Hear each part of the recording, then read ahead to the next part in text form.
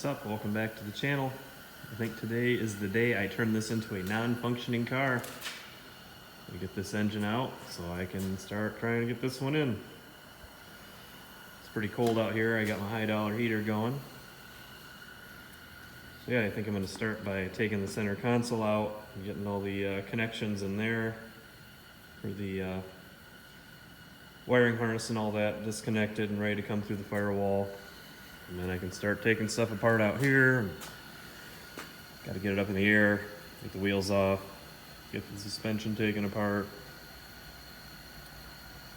And yeah, start taking stuff out of the engine bay. It's been a minute since I've pulled an engine on one of these, so I got to try to remember everything to do. I'm also going to have to drop the fuel tank and put another fuel pump in this because it needs a different fuel pump for the 3800 swap.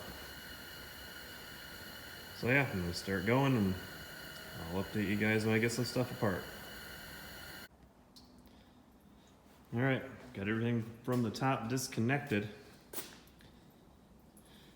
Also got everything undone in here and the wiring out the firewall. So now it's time to put this thing on jack stands, get the wheels off, get the suspension apart. I got a coolant hose to get off, and I should be able to get this thing out of here. Alright, got everything disconnected underneath now. Parking brake cables, control arm, tie rod, half shaft, coolant hoses. Now to drop it out. So yeah, let's go get working on that. And just like that, it's out.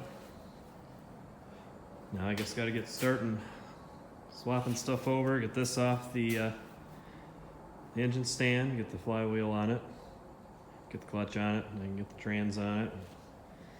Want to clean up the engine bay. I'm gonna take all this insulation stuff off. I think I'm gonna paint the engine bay, take some unneeded stuff off. There's a little bit of rust over by the battery tray from a battery that had leaked. I'm gonna fix that. There's a little piece of rust in the trunk corner on the passenger side too that I just have to touch up. So yeah, it's coming along now. Gotta get some new heater hoses. Gotta figure out my fuel lines. And yeah, getting kind of excited now. Should be pretty cool. The other thing is test fitting this in there because I'm not 100% sure that coil mount is going to work. I might have to trim the trunk hinge over there